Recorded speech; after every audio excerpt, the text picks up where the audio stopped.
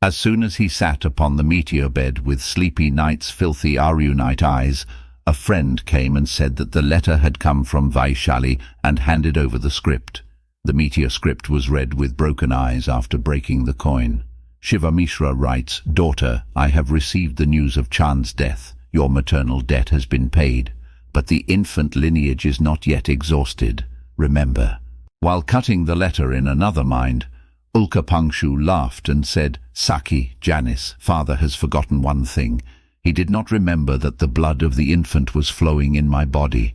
Everyone knew that Ulka was the daughter of Shiva Mishri. Meteor left the bed and said, "Well, that's it, Wilby. I can't finish. I will weaken the infant family." The determination that was floating around in his mind like a shadow in Kalyarajini became firm in Shiva Mishra's letter. After completing the bath, Ulka put on her usual costume. But today there is no anxiety in her decoration. It is as beautiful as her friends decorated it. Once he saw his face in the mirror, he was shocked. He thought that the fire that had been burning in his chest all night had burned his form to ashes, but there was not a single flame in his body. Rather, the form seems to have become more miraculous in the lazy gaze of the eyes, in the snowy whiteness of the gond, in the weary relaxation of the sabang. This is how the poisonous girls understand. The inner circle of form becomes more inflamed in the inner fire. When the decoration was over, Ulka ordered a friend to bring 2 swords. Saki stood in amazement for a while, but did not dare to ask questions, leaving in silence. Sword. When they arrived, the meteor released them and tested them. The sharp-edged weapon. The meteor struck the armpits and lifted them up. It was as if a flash of lightning flashed through the room. At that moment, a friend boldly asked, "Dear friend, we are very scared. What will you do with your sword?" "The meteor will gain a little pariksha, will test the Maharaja's weaponry." Then he said with a serious face, "I am going to the garden. None of you go there. If Maharaj comes, tell him I am waiting for him in Madhabi Kunj."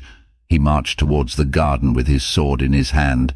Sakira stood like a frightened wooden puppet. Maharaja Senjit entered under the canopy of Madhabi Kunj and saw meteors standing with 2 swords like lightning in both hands. He paused. The hot red eyes were fixed on the sword, said, "Meteor, what is this?" The meteor was faint with blood. He said, "This is my answer." "The answer to what?" "Yesterday was the answer to what you wanted to know."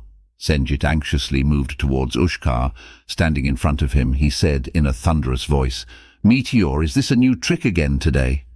"I don't like sports jokes again and again with my heart. Tell me, why did you deprive me yesterday? What is the obstacle in our meeting?" "That is what I am saying, Maharaj. This sword gap between the 2 of us. I mean, that is, if you do not defeat me in the battle of Asi, you will not be able to gain."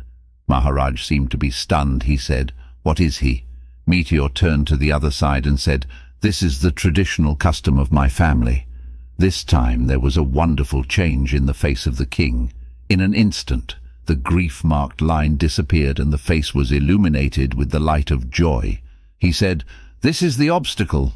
Ulka Greba Bankim asked, "Doesn't Maharaj consider me as equivalent to arms?" Senjit smiled and said, "Not that. I have already got acquainted with your weaponry, but this chest is still plagued by your weaponry." "But what if I don't fight? Then you will not find me.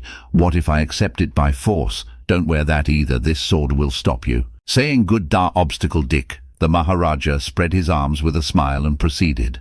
In a trembling voice, Ulka said, "Your Majesty, don't come near," or raised his sword, or the Maharaja stepped forward. The tip of the sword touched his chest, but he did not stop. Then the meteor quickly moved away and placed the sword on his chest and said, "And if there is more, I will come and give it to you." The Maharaja laughed and said, "I knew that you would not harm me if I came to you. That is why I have another weapon." Meteor cried and said, "Cruel! Tyrant, aren't you afraid of stigma? Aren't you ashamed to oppress helpless women?" The Maharaja let him go with a satisfied smile and said, No, now let's fight." He picked up a sword and handed it to her. This time the meteor was staring at Sajal with wide eyes like a pervert. Senjit said, "Lest you think I'm afraid to fight with women, so I came and caught." Picking up the second sword, he said with a soft laugh, "But Meteor, if I am really defeated in your hands, but you will not be mine." Meteor's lips trembled. He couldn't answer. I said to myself, no more, no more. I can't control so much greed. I have to die. I have to die. In or if I can defeat, can I? The meteor said loudly in an uncontrollable voice. Promise me if you are defeated you will not touch me again. Senjit said with some pride, I promised if I lose. I will never see the face of a woman. Then, under that Madhabibitan, the love war between two lovely men and women started. Men fought to gain women and women fought to keep him away. In the heart of both, the love is strong. Both want to win. I feel like there has never been such a war in the world. Starting the Aussie War, Senjit saw that the Aussie learning of the meteor was incomparable. In his hand the asphalt is like a statue of a living poison. Senjit began to fight cautiously. Not only will he be victorious, he will have to be defeated by keeping the meteor barrier intact. But it is impossible to get that flame out of the meteor's hand. He noticed that the meteor was trying to defeat him without hitting his body with great skill. Even if he gets a chance to hit, he is not hitting. A meteor swarm swirling around her body like a beetle lurking around the wind-shaking flower. Thus the battle went on for a while. Senjit realized that it would take time to defeat the meteor in an easy way. There is still no sign of fatigue in his body. His breathing is normal. Only the nostrils are getting a little swollen. Then he smiled in his mind and adopted a strategy. Suddenly, as if inadvertently, he stepped down a little. The nails of the meteor's axe came close to his chest, and as a result of the footsteps, a cage stuck in his ribs. The meteor breathed a sigh of relief, the lightning speed of his sword weakening instantly. At that moment, Maharaja Senjit showed a wonderful tactic. His axe became entangled with the meteor's axe, then he pushed a little upwards. As soon as the meteor came free, it flew away. The Maharaja said, "How are you?" With amazement on his face, Pandit quickly looked for a meteor. Then, trembling, he sat down on the ground. On the one hand, the worldly desire to sacrifice one's body and mind on the chest of the beloved. On the other hand, the desire to wipe oneself out of the sight of the beloved. When this conflict of Surasura is going on in the heart, the power of the woman to cry, "No more." At that time, pride and poverty, aspiration and despair, extreme failure and absolute fulfillment are mixed together. Meteor leaned on both arms and sat down. Senjit dropped his sword and knelt down beside him. Meteor raised his dry eyes and said, "No, there is no obstacle." For a long time he stared at the Maharaja's face with unblinking eyes, as if his face was swallowed like a demon with two eyes.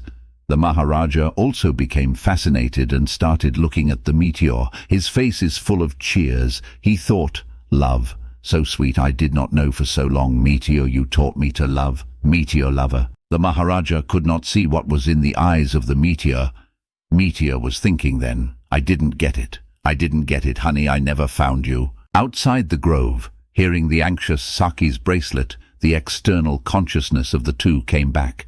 The meteor rose. The two eyes fell on the face of the Maharaja and smiled a little.